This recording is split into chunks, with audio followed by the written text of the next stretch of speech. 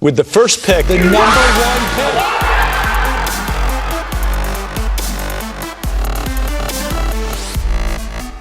Welcome in. It's our final mock draft of the 2021 season. Thankfully, at long last, we finally are here, Vinny. The 2021 draft is about to get underway. Again, thankfully, as Vinny and I come to you live from the front lines of the 2022 draft cycle, where we're already working. But either way, Vinny, how are you, man? Did you fly safe to Atlanta today? I drove over, had a nice drive from Hoover. I'm raring and ready to go. Good old travel day, Zach. I'm ready for another mock. We actually completed this mock not 20 minutes ago or so, frantically texting each other back and forth as Vinny flew up from Tampa, Florida, where he was home for all of 18 hours or something like that. Anyways, we're in the thick of it here with the draft being pushed back as late as it was into mid-July. The schedule's wacky. We're going to be covering the draft from the East Cobb Tower or something. Yeah. On Sunday night. I mean, what else is there? What else could we want to be doing at this time of year other than trying to balance two draft classes at once? But without any further ado, we're going to jump right into it. This is our attempt at getting it right. The way these mock drafts work is progressively, at least as we do them, early on in the spring, it's kind of more for fun. Pick who you want. Let's see how our board lines up, et cetera, et cetera, et cetera. Now, this close to the draft, we're going to try and get it right. I think our record is like 9, Vin, since you and I have been doing this together. 9 first-rounders we've got right. I don't think we've gotten double digits yet. Yeah, and if I'm remembering it right, I think we led the industry that year. But anyways, no one's counting. Either way, we're going to jump right into it with the first pick, the Pittsburgh Pirates. We are projecting them to take Marcelo Mayer, shortstop, Eastlake High School in Southern California. And Vin, this is not a sure thing. We don't know. That's just our best guess, and it's from the get-go. Yeah, I mean, Mayer is, if not the clear-cut number one favorite in the class. I mean, he might be the most talented, but like you said, there's a lot of different avenues the Pirates could go. We've heard a lot of discussions about, hey, maybe they cut a deal with Henry Davis at 1, save a little bit of money, and try to get somebody a little bit later on in the draft. Maybe they just say, you know what, we're going to go get Jack Leiter and get Jack Leiter. Like, there's a lot of possibilities here, but I think the safest right now is, I think if the draft was in an hour from now, they'd probably take Mayer. Yeah, he seems to be, at least amongst pundits like you and I, kind of that closest to consensus top guy, at least as far as boards go. But, you know, there's always the possibility of a deal, like you said. You mentioned Henry Davis. You mentioned, I think KAHLIL Watson, something to watch there as a deal. Like, there's a lot of these guys that could be that, you know, if you line up your board and you have 4 or 5 guys all graded the same at the top of your board, then call them all and see which one will take the least amount of money, and then spread that money around down your board a little bit, and you could potentially play that game. But with us not having access to the Pirates draft room, we can only speculate. I will moving on to lost out on first round picks a lot in the past couple of years, so maybe they should, you know, just take the top guy on their board. That'd be my advice, Pittsburgh. Hey, Quinn Priester looks great. Anyways, moving on to number 2, the Texas Rangers pick 2nd. Vinny, we have them going with Henry Davis, the catcher from Louisville. Real quickly, remind the folks why Henry Davis deserves to go this high. Henry Davis, probably the top college hitter in the draft, has a cannon for an arm, is a good athlete. Will hit for some sneaky power and somewhat of an average runner at times, which you don't really see from a catcher. He hits the ball hard, and he's going to stick behind the plate at the next level. So typically those guys tend to go very high and make the big leagues rather quickly. And this feels like another one of those spots where it could be a deal. Yeah, I don't know if Davis were to go 2, that this would be a full slot type of thing. I think LAWLAR is in play. I think Leiter is in play. Well, the conventional wisdom a couple months ago, too, was like, oh, Texas is in love with the hometown kid. They want to get LAWLAR, and, you know, we'll have a little bit more on LAWLAR later.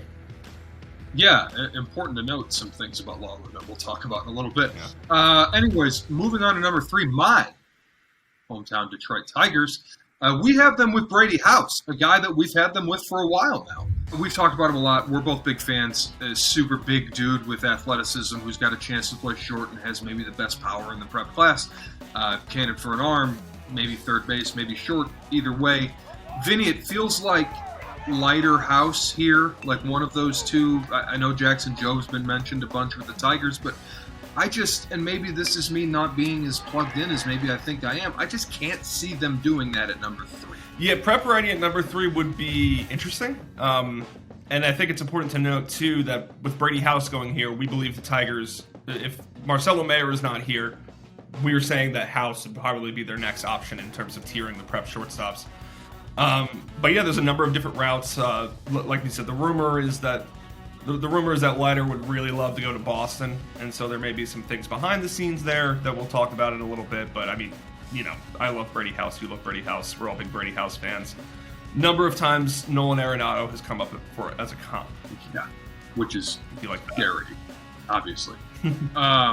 Anyways, number 4, I don't have much to say else about the Tigers at 3. I like Brady House. I think that'd be a great pick.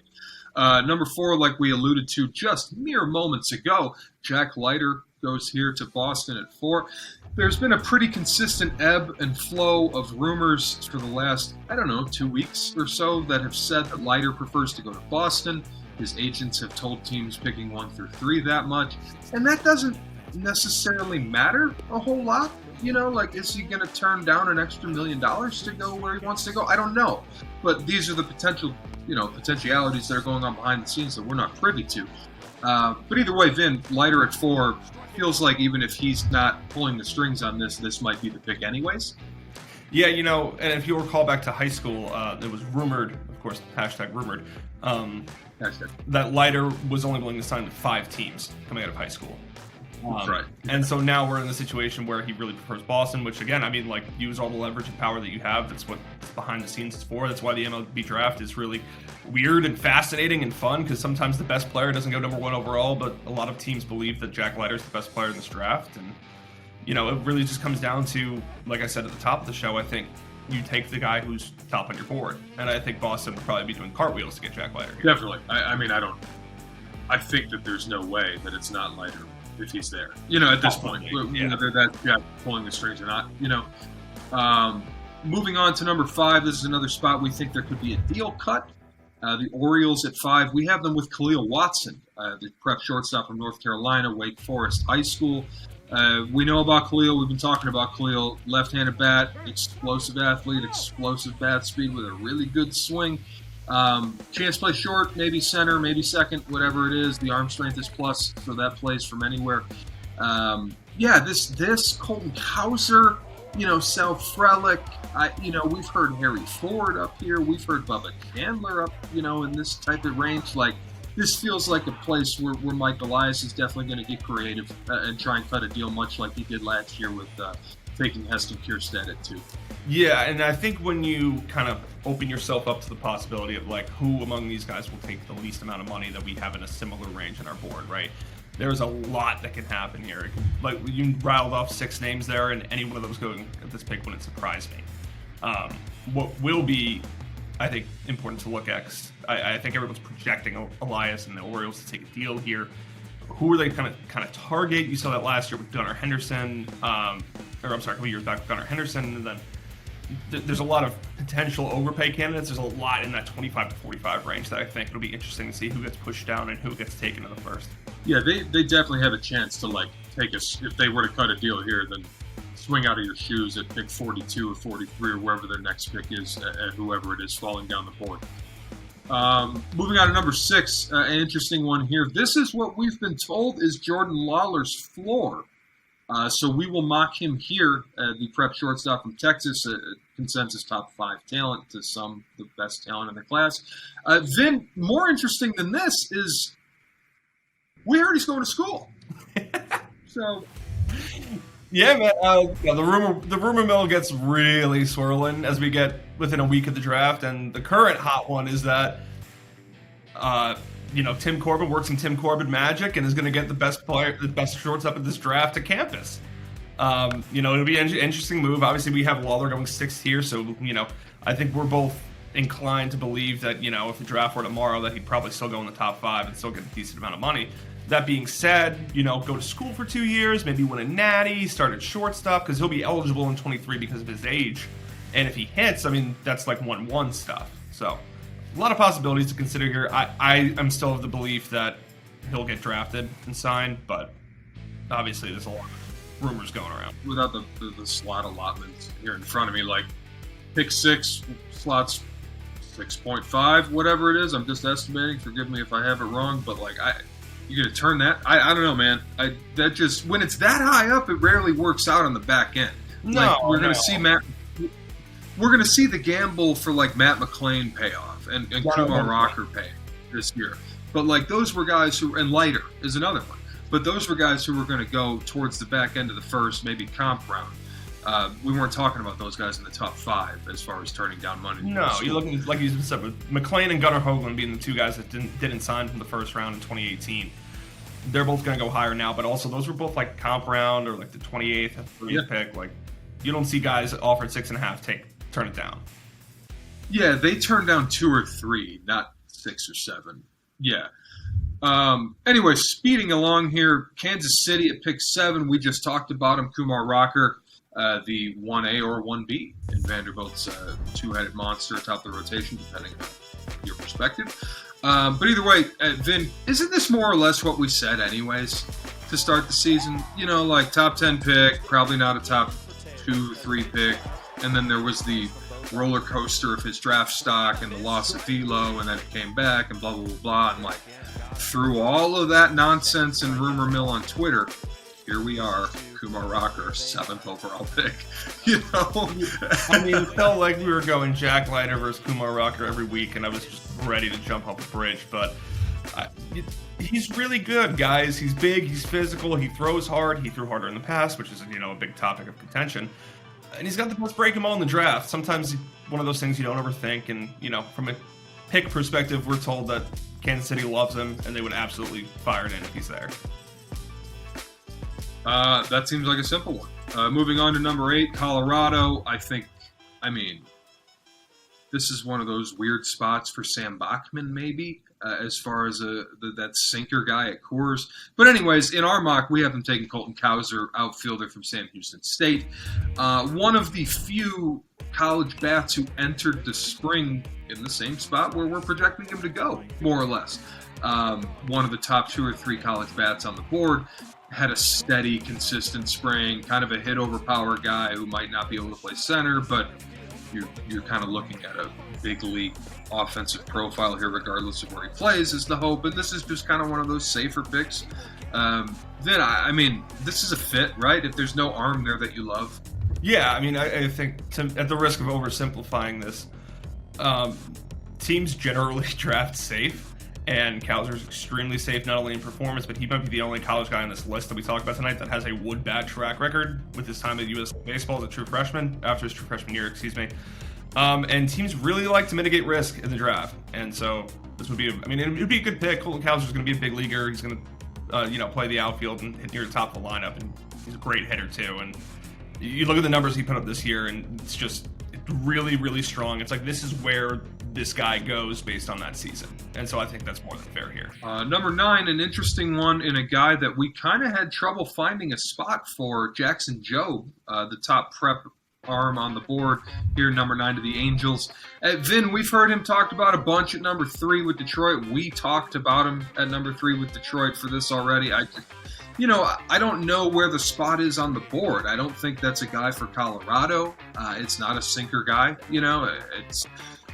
but so it kind of depends. Like, this is one of those ones I think is in play kind of in a lot of different places. And this felt like a spot for him when we were working this out earlier today. But, this could go anywhere, I think. And he feels like a domino, too. The first prep arm that goes off the board. But not only that, I think there's a separation kind of with those shortstops. And then Jobe, and then kind of unlocking the rest of the prep class. Obviously, we've talked about guys like Ford and Chandler this high, too. So there's a lot of missing pieces to the puzzle, but I think this is a good spot for Jobe. I think the Angels would like Jobe. I think he fits their athletic profile pretty well. And I think he's kind of in play, like you said, from 3 to probably, the floor is probably like 10 or 11. So I don't really see him getting on the top 10. And speaking of top 10, rounding out the top 10, the Mets at 10. How many times can I say 10 in 10 seconds? This is the kind of the first surprise of the day, I think, maybe. Vin, Will Bednar from Mississippi State, a dude who's done nothing but fly up boards this spring, had some reliever concerns coming out of high school, still has them, you could make the argument. But either way, this is a guy who did nothing but perform. He performed on the biggest stage, obviously was a huge part of Mississippi State winning the national championship.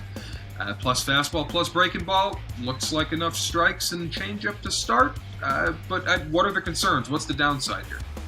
Yeah, like you said, there's a little bit of just reliever risk in that there's not a very long track record on him. He was a 2019 high school graduate. This is his second year in school, obviously, including the COVID season. So there's not a ton of history here. That being said, I mean, you watch Game 3 of the College World Series, you're watching Bednar versus Rocker, and you ask a guy who doesn't know these names, like, hey, which one's better? You're like, yeah, give me Bednar. Give me the Mississippi State guy. Like you said, it's plus fastball, plus breaking ball. The characteristics on the fastball are very good. Places top of the zone. He's a lot of swing and miss. And there's enough of the third pitch to start. And it's a profile that could be wholly dominant at times. And so there's a chance he moves to the minor league system fairly quickly. And I think there's some other college arms in play here potentially. Like Ty Madden's been here a bunch, but we've heard he's falling a little bit. I think maybe Sal Frelick is in play here. Maybe Matt McClain is in play here. It feels like we hear them with college for the most part. But either way, we will be right back. We're going to take a quick break as we've gotten through the first 10. Stick with us for the remaining 19 as we finish out this mock draft.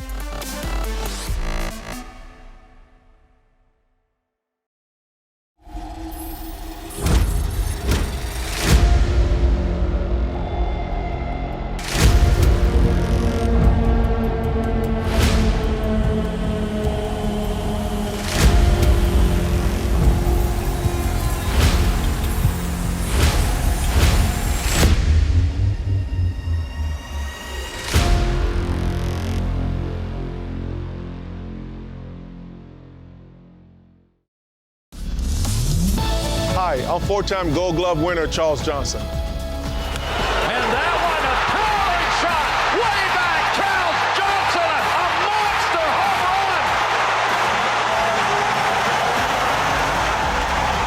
run. And you're watching PerfectGame.tv.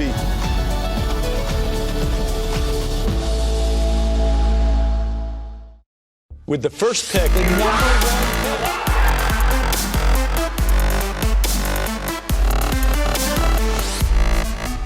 Welcome back. It's our final mock draft ahead of the 2021 Major League Baseball draft. Vinnie Cervino, Brian Sakowski coming to you live from the Marriott at Atlanta's Mall. Yeah, something like that. Either way, we're here for 17 UWWBA. We're cranking it out, looking for 2022s already, but we still have to finish 2021, so that's what we're doing. Thanks for joining us so far. We are moving on to picks 11 through 20 in our final mock. And that means the Washington Nationals are on the clock. And Vin, I think this is one you can draw the line to pretty easily here. We have them taking Gunnar Hoagland, the right-handed pitcher from Ole Miss. Tommy John surgery late this year had kind of established himself as that third best college starting pitcher, more or less in the top 10. And the Nationals have a history of taking those guys with injuries who fall and trying to maximize value as they return from injury. So this one seems to be a pretty good fit to me, Vin. This one just feels really good to me. Yeah, this was a guy that came in much higher on our original mock draft. Obviously, it's had Tommy John surgery between then and now, so the stock a little bit clouded. But the Nationals historically have been a team that, like you said, jumps on that falling commodity. And I've talked to scouts that had Hoagland as kind of a better prospect than Rocker. So. And it's one of those things that we talked about too earlier in the show. Hoagland previously drafted in the comp round by the Pirates, goes to school 3 years, and it looks like it's going to pan out for him, even despite the TJ. Definitely, like that we talked about already. The cautionary tale of turning down first-round money is a little bit different when it's top 5 money versus when it's top 40 money. Moving on to number 12, that's the Seattle Mariners. Vin, friend of the program, friend of PG Scouting, Sal Frelick, Boston College, cousin Sal, makes his debut at number 12. I'm going to let you talk about your fellow countryman. Yeah, so, we've talked about Sal a bunch, obviously. He's kind of gotten circuit to circuit as a pretty solid first-round pick. Did 3 sports in high school, was a Gatorade Football Player of the Year, goes to Boston College, breaks out that summer in the Futures League, And now he's here, top half of the first round. He can kind of do it all. He'll play center. He's a 70 runner. Makes a ton of contact. Shows some sneaky juice. He's not a big power guy, but there's enough barrel control and manipulation skill, coupled with the athleticism to project upon it moving forward here. His stock is kind of tied a little bit to Colton Cowser's almost. They're kind of jockeying for that top college outfielder, I would say, and jockeying to see which of the two would probably be the second bat drafted behind Henry Davis. It definitely seems like it'll be one of those two. This feels like one of those two to the Mariners, in fact. Mariners are very, very college heavy. Yeah, unless one of the arms that the Mariners are targeting falls all the way to 12 or something like that, I'd imagine it would be one of those college bats. Moving on, number 13. This is a guy we've stuck with at number 13 across several iterations of the mock draft. Benny Montgomery staying home in Philadelphia. Then, we've said this exact phrase before. He's on the Mount Rushmore of tool sets in PG Showcase history. You know what I mean? Did it at the main event, did it at the National Showcase, did it at the All-American game. Not a whole lot to say other than this is your boomer bust. This is that guy. This is the dude who might be a 7. You know, he's got that kind of tool set. He could be a freak. But we're still a ways away, as we are with most high school guys. But this is where it starts to get interesting with where we chase the tools versus the safety, you know what I mean? And this is definitely tools pick. Yeah, man, you're picking the top half of the first round. Go for it all. But yeah, no, I mean, like we've said numerous times, the tools are explosive and exciting. And I was having this conversation the other day. This is the guy that you go, and if you're wrong, you're wrong. Like, you bet on the tools here. It's 7s across the board. Yeah, and if you're wrong, you could be way wrong. But if you're right, that's true. Right. It feels like investing in Bitcoin. You know, like if you're right. Yeah. Oh God.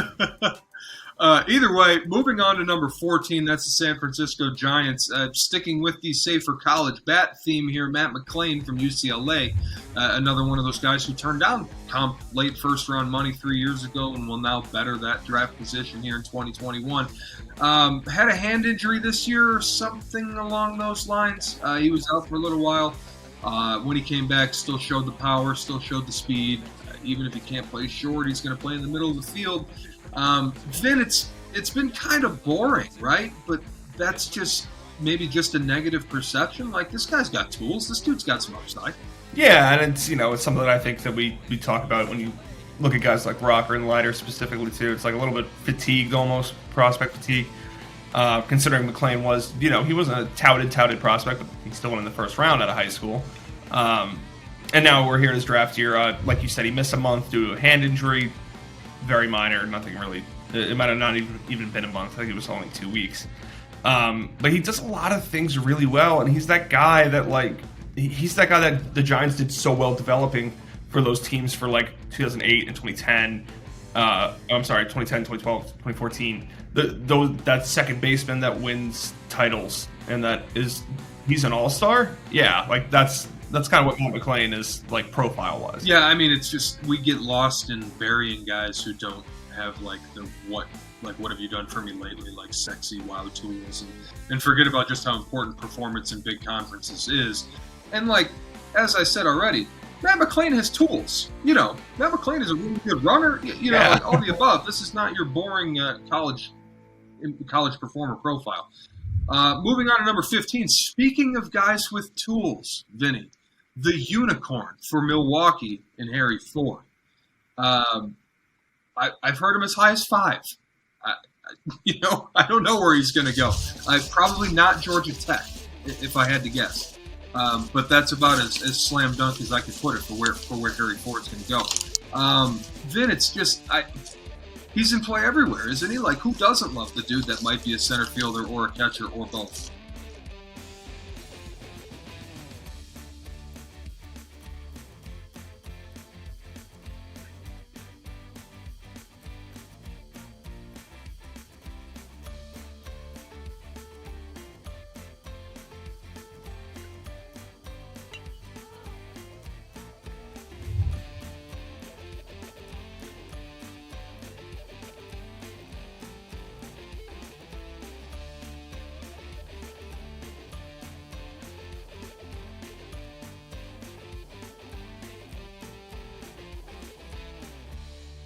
Number 16, another exciting high schooler from the state of Georgia. This is Miami's first pick.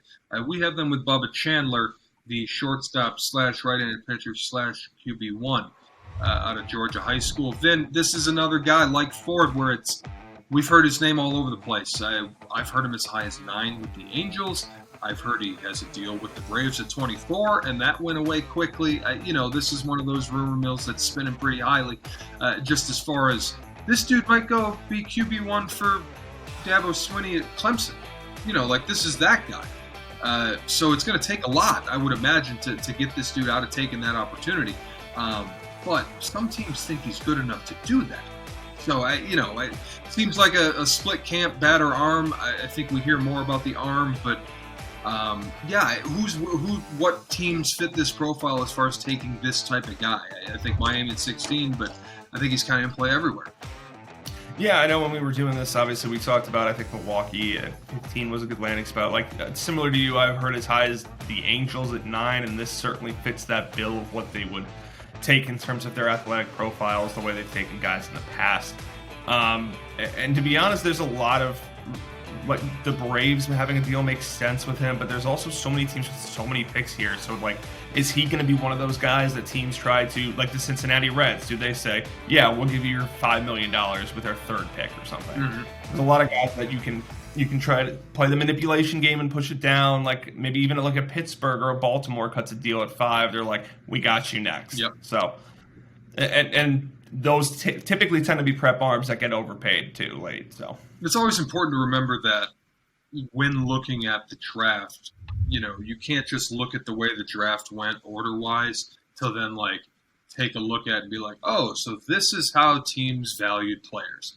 You have to wait a few weeks, wait till everybody signs, line it up by how much bonus they got, and then that guy signed for $1,000. Then you'll see how players are valued. Anyways, number 17, Vin, you mentioned the Reds having a lot of picks here, the bonus pool allotment to be creative. How about James Wood here at 17?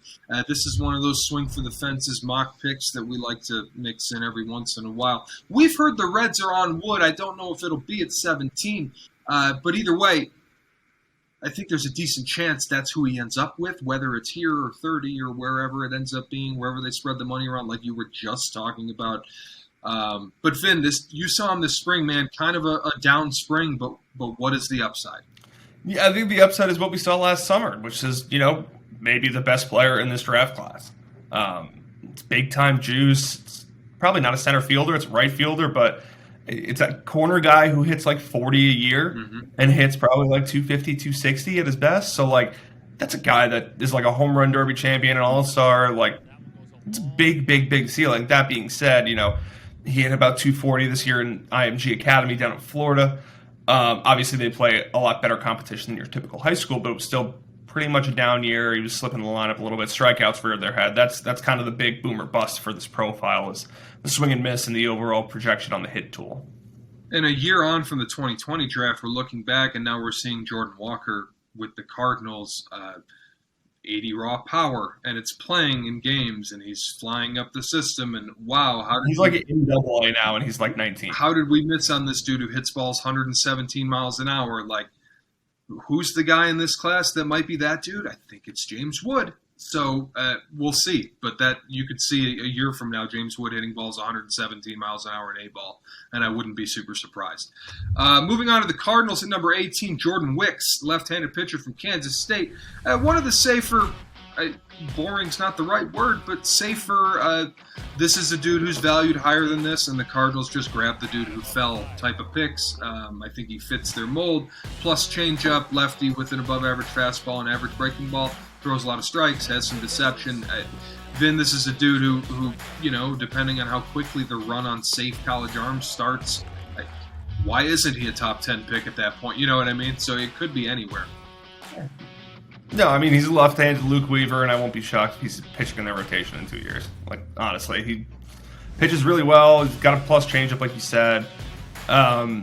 These guys typically go in the top half of the first round. And if they were the situation where Wicks makes it to 18, like you said, the Cardinals historically have been like, oh, you don't want that? Okay, we'll take that. Right. And just they snatch up the value that way. And that's kind of what I see here with Wicks. he's really good. You should be excited if he's going to be in your system because he's probably going to be in the big leagues sooner rather than later. Yeah. Number 19, this is Toronto. Vin, another kind of, hey, this is what we got type of pick. This is Trey Sweeney, shortstop, Eastern Illinois. He goes in the top 20 picks. This is what makes the draft fun, you know? Yeah, this is another guy that, like you said, was not in our last mock. I will say, though, we had him first really high on our original draft board. We had him juiced up there pretty good on some good dope from a valued source of ours. But that being said, Sweeney's really good. Hashtag sources, of course. And he hit like 420 number of home runs. He was the first team All-American shortstop per perfect game, of course. And he's really done a good job of taking money where there was offered money. Like, guys, teams want to pay guys, and he's like, okay, great, I'll play really good. Moving on to number 20, this is Vin's hometown team, the New York Yankees. Come on to the next. Anyways, the Yankees taking Will Taylor, according to our mock draft, the final one here. The other Clemson committed quarterback commit from the South. He, like Bubba Chandler, has a chance to go win national championships for Dabo Swinney at Clemson, but several $1 million to play baseball may change his mind. Finn, we really liked the athleticism and the twitch last year. Now that there's average raw, it makes the profile just that much more enticing. This is kind of like, what if Austin Beck was different? Is what this kind of feels like. It's similar tool set, it's similar athleticism. What if it was with a hit tool? Will Taylor it's important to note too the distinction between he and Chandler, right? So if Chandler goes and plays football at Clemson, he's going to be behind DJ, be next in line to be that next great quarterback.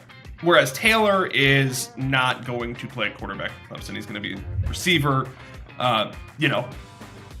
Anything's possible, but the path to QB stardom, a la like a Kyler Murray or somebody, like it's more clear for a guy like Chandler as it is opposed to Taylor.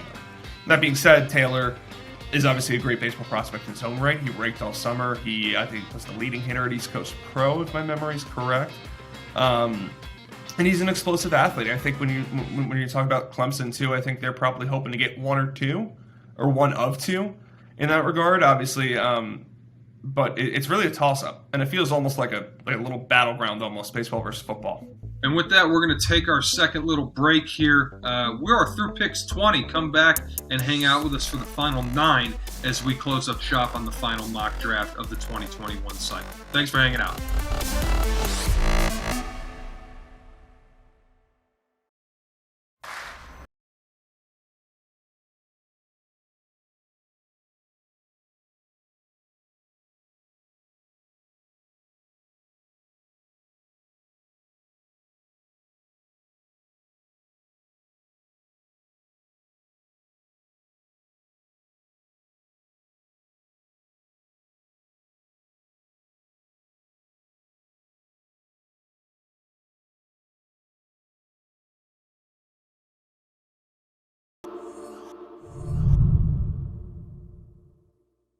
With the first pick, the number 1 pick.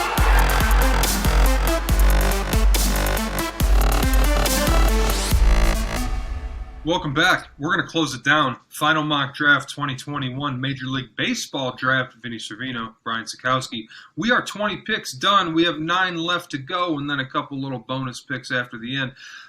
Vinnie, let's move on quickly. Pick 21, Chicago Cubs. We've heard them all over the place. College arms that probably don't deserve to be as high as where we've heard them talk about with the Cubs. We're going to go with Colson Montgomery here, shortstop, prep kid from Indiana. Hyper-athletic guy. He's committed to Indiana with a spot on the Hoosier basketball team. He's that good at basketball, too. Old, very old for the class. He's already 19 and a half. That's kind of pushing him down with some model teams. But the teams that like him see a tremendously powerful left-handed hitting shortstop with the twitch to stay on the left side. We saw him quite a bit in Jupiter. Do you see that upside too? Yeah, I think, there's a massive amount of upside here. Like you said, he's one of the more underrated best athletes when we talk about best athletes in the class. The age is a concern, obviously. Indiana high school ball, not exactly world-renowned for its competition levels, but also the fact that he's right around where Brett Beatty was a couple of years back, if you'll recall, in terms of age, right around that 19 and a half mark. So, closer to 20 than he is to 19 is always a little bit concerning. But, I mean, if you see the upside, you see the upside. I mean, Beatty's mashing at the Mets right now. If you're that good, sometimes it doesn't matter. Definitely. And I think there's something to be said for that. It's like, well, at 19 and a half, we're losing 2 years of controlling the development versus a guy who's 17 and a half, et cetera, et cetera. Yeah, but what if the dude who's 19 and a half is already as developed as you would get the dude? Yeah, what if he's an all-star? Yeah, you know what I mean? So I think that it's somewhat overblown, the concern with it. I do get the concern at some point, but with a dude who's now tools, with a guy who's now tools are what they are, I think it's the risk is kind of mitigated. Vin, 22, Chicago. This is one of your guys down there in Florida. Andrew Painter, the second prep pitcher to come off the board behind Jackson Jobe, here to the White Sox at 22. Take it away. If you recall, I have somehow became the Andrew Painter defender on Twitter. I don't know how this happened. I did not ask for this. I simply believe that Andrew Painter is good, and apparently some people don't. So I don't know. He's 6'7", righty with 4+ pitches at different times. I mean, there's an argument for him to be the #1 prep arm in the class. I think a pretty strong one at that. But, was a little uneven at times during starts, had a couple bad starts in front of a lot of people, notably against IMG and then the opening season start against Spruce Creek. But he's really good. He throws up to 97, 98 right now. He repeats his deliveries really, really well for somebody that's 6'7". Lots to like here, and I think it's a guy that's going to be a pretty good big leaguer too. Moving on quickly to 23, Cleveland. This one feels like something of a slam dunk if this person is still on the board. Michael McGreevy, the right-handed pitcher, college guy from out west. This is the data darling, right? This is the guy who teams believe that he has the metrics and the sort of optimization potential that you can double project on a guy like this, which you can't do with college guys for the most part in traditional scouting. You can't double project. But this is the guy whose characteristic and traits and pitch profile and that some teams believe that they can, and they see something similar to what happened with Shane Bieber when he came out. I was just going to say, it's not Bieber went to UCSB. That's not. It's not Bieber, but that's what we're talking about. The guy who, when you go see him, he gives up 8 hits and struggles to miss bats and pitches with below average fastball velocity, and it doesn't wow you with the eye test. But that's what the metrics are saying. Is this guy is some player dev, some adjustment away from being a totally different dude. Yeah, there's no doubt about it. I mean, and it's a guy that, if that's to be believed, if that's what he ends up being, then when he went in the 4th round, like he would have 5 years ago, teams would have been like, oh, how was this guy only a 4th rounder? But yeah, I mean, he's got a good pitch mix. He got roughed around in his last start during the regional. And also, he doesn't walk anybody. He had 11 walks in over 100 innings this year. He fills it up. So, and it's one of those things that you start to see teams trending on too. If a guy knows how to pitch, we can teach the velo and stuff later. Going back to Shane Bieber. But he can pitch, he's got a full pitch mix, and he pounds the zone, so maybe let's take a chance with one of the best pitching player devs in the industry. And you're starting to definitely see that sort of inverse player dev plan is what it used to be, is take the strikes, take the field, develop the velo and stuff, rather than take the velo, take the stuff and try and develop the strikes. And if you can do it, great, obviously. And something like Cleveland is a good place for dev. 24, Atlanta, Gavin Williams from ECU. Vin, this is a guy who I think is, again, all over the board. I think on pure stuff and on pure what he did this year, he's probably a lot higher than this. But I think some teams are concerned about maybe a limited track record of success beyond this year, as well as some medical from the past. But either way, Gavin Williams, hard to argue with how good he was this year. Yeah, and I think, like you said, he's a guy that really, really, really broke out this year. He fixed literally everything that I had an issue with when he was a true freshman. The delivery's better, it's less effort, ton more strikes, it's command, 4 pitches. He's really, really good, and you saw it in the Super Regional against Kumar Rocker and Vanderbilt. And the thing with Williams is that he's kind of in play all over the board. We've been told Atlanta is pretty heavily leaning onto the college arm side of things. I think McGreevy would be a fit here too if Williams is off the board and McGreevy Bednar if he's there. Bednar for sure. I mean, I think 2 weeks ago I would have said, yeah, Bednar probably around here, but then he went and did that. So, but Gavin Williams, really good prospect. Really enjoyed my look at him this year. 25th with Oakland, we've heard them with a number of different things, but some prep bats, prep shortstops in particular. We've heard Wes Kath mentioned here. I think this is kind of where that might start. But either way, we're sticking with a pick that we had in the last mock, and that's Alex Mooney, the prep shortstop from Michigan. Vin, I'm going to let you talk about Mooney. I've done that quite a bit this spring, don't you think? Yeah, I mean, considering you see him every day.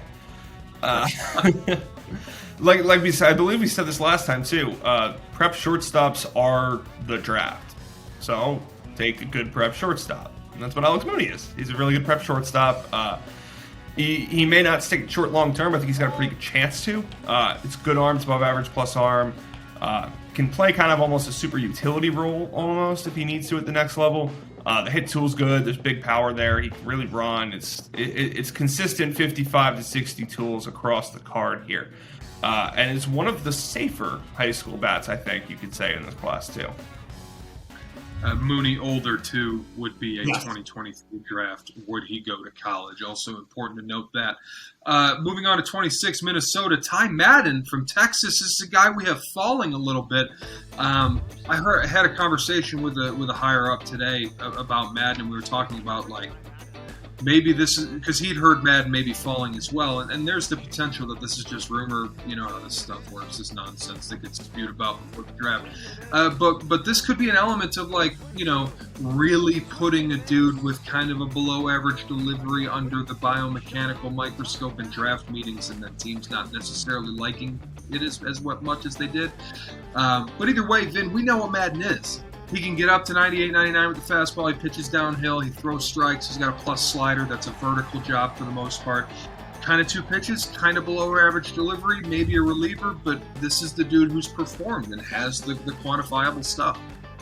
Yeah, so there's a couple of things I want to note with Madden, right? Like if this is 2010, Madden doesn't get out of the top 10. Like it's completely, it's almost the opposite of what we were talking about when we were talking about Michael McGreevy. And the second thing to note is that he's about like kind of a full grade to a half grade less than like Kumar Rocker across the board, in that the fastball gets hit pretty hard, and he typically relies on his breaking ball, especially the second, third time through the lineup. So I mean, there's some legitimate concerns here in terms of just, you know, projecting out the workhorse bulldog right-handed pitcher who pitched on Friday nights for a team that made it to Omaha. There's a little bit more than that. You just like tough to take a slider monster that isn't Jacksonville. You know what I mean? Yeah. As far in the first round. Moving on, number 27. This is San Diego. We've heard them with a lot of different guys, a lot of different prep guys. Frankie Mazzucato, the prep lefty from the Northeast. We've heard them with Carson Williams, the prep bat out in SoCal. We've heard them with Davis Diaz, another prep bat. We're going to stick with Jay Allen here. # East Coast bias. That's right. And Florida. Jay Allen, super athlete, super tools up, extremely high-end bat-to-ball skills. Vin, this is a guy you've seen more than I have being in Florida. You know, kind of unfairly gets the athlete guy who needs to grow into his tools moniker. But like Jay Allen hits, man. It's an elite contact skill. Like, what are we even concerned about? Not much. I mean, like you said, he gets slapped with that, like, toolsy athlete who can't really. No, he bangs. He puts bat ball. He doesn't really swing and miss too much. You know, elite 11 QB, not going to play QB at the next level, but like, I mean, broke a bunch of state records there for his high school. He's really fast. He can play center. Like, I mean, the knocks are like, will he play center or will he play a corner? And then also, kind of how much power is he really going to get? Because it's a good hit tool. It's just how much impact is there going to be long term. But I mean, like you said, I'm a big fan of Jay. So one of the best prep hit tools in the class, and I don't think it gets talked about it very often in that sense. Like, this is a polished bat who hits now and will hit, and that has the peripheral tools to make it a loud profile. Moving on to 28, this is another team that could be Jay Allen if he's there in Tampa Bay. We have Chase Petty here with the Rays. Need to get Chase Petty, I think, in the first round. I think there's a chance he's a comp overpay guy or early second round overpay guy. But either way, Petty's got some of the best stuff in the draft. High school 102 reliever effort, he concerns all the above, but Petty's an elite mover. The slider took a step forward this spring. It's electric arm speed. And we saw the Rays take a guy based more or less strictly off data a year ago in Nick Bitsko. More of a scouting history here with Petty. I think this could be a fit. Yeah, I mean, typically the Rays draft good players, so like that wouldn't be shocking to see them take Chase Petty. Obviously, like you said, there are a lot of concerns. It's a risk level is high to extreme. He's not only a prep righty, and pitchers are just coin tosses sometimes in the drafts, but he's a prep righty who's like 6'1"-ish, and so he's not that Tyler Kolek big bruising right-handed pitcher, but like outside of that too, he's 97 to 102 at his best with 90-mile-an-hour slider almost. I mean, like, you know, it's a guy that makes sense in a lot of different areas, and I would trust a team like Tampa Bay to be able to develop that and get the most value out of it. At pick 29, the last one of the mock. This is the last one that we're going to be doing in our final mock draft. This is it. This is the final one at long last, and we can turn our attention to 22. The Los Angeles Dodgers, we have them taking a falling Sam Bachman from Miami of Ohio. And Vin, wouldn't it just be the most Dodgers thing ever to get the dude with the gross stuff this late in the draft? No, dude, I told you off air, like that was just like, ugh. So yeah, obviously Bachman and Petty similar-ish in a way. Both about 6-foot right-handers. Bachman been like, 96 to 100 or something like that with a 90-mile-an-hour slider. That's a 70 grade pitch. There's obviously issues here in terms of it's kind of a hittable 100, if that even makes sense. It's a sinker profile. It's a sinker slider guy who didn't really miss bats in the hashtag Maction, which is not quite the level of Power 5 conference. But and besides that too, there's some injury concerns here that have been rumored. Basically throughout the year, he missed a couple starts early on, just with I don't want to speculate because I don't remember what it was, but there's some injury questions as well as size and durability, that sort of stuff. So that wraps up our first round, the final mock. Vin, I guess to close this out, do you want to give the folks, I don't know, like pick a guy who you'd have in the next 5 picks, as well as pick a guy who it would be more of a surprise, so we each have 2 more guys, something like that? You're really seeing how the sausage is made here on this broadcast, folks. Vin and I are planning out the show right here in front of you. Yeah, I'll talk about. How about I talk about 2 guys? You already mentioned Frankie Mazzucato, so I'll talk about Max Muncy, who we have been told by a couple pretty good sources, like he's going in the first round. So SoCal prep shortstop out of Thousand Oaks High School, teammates with Rock Riccio, who you'll probably also see drafted, and Charlie Song is going to Stanford. Another guy I want to talk about is, I believe, the same guy I talked about last time, which is probably Judd. He's kind of the X factor / wild card of this year's draft. There have been rumors about signability and everything, about whether or not he wants to go back to Florida for another year, because remember, he is young for the grade. And if he comes back next year for the 22 draft, he'd be average age by then. So, center fielder with massive juice, obvious swing and miss strikeout issues this spring, but does the team believe enough in the profile and the power hitting center fielder? Like, that's a fun profile. So we've heard that his asking price is astronomical, almost in the sense of like he's going to go back to Florida. So, look forward to us talking about him for a whole other year. For me, Ryan Cusick is a guy we did not have in this mock who I think might go in that. He's been pretty consistently a first rounder throughout the spring. Just one of those things where like we put guys in spots that we'd heard they fit, and sometimes we ran out of spots, and that was kind of what happened with Cusick. I think that if this hypothetical scenario were to take place, he'd be a pretty high level priority guy in the comp round as a potential overpay. And I have to mention Tyler Black. I like Tyler Black. As we've talked about college bats who perform rising up, Tyler Black is one of those guys, second baseman from Wright State.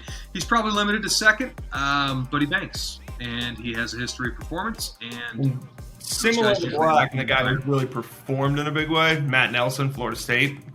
Matt Nelson too. Yeah. Ty Bush was another name that we were told is going to go really, really high.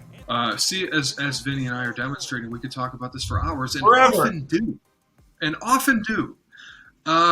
But with that, we're going to wrap this up. We're going to close it down. That is the final mock draft for the 2021 draft cycle. At long last, we're done. We will see you. We will see you on the road for the 2022 cycle this summer. I'm sure we'll be in touch soon with our thoughts early on the 22 class. For Vinnie Cervino, I'm Brian Sakowski. Thank you for joining us. We're looking forward to seeing how this all plays out on Sunday night.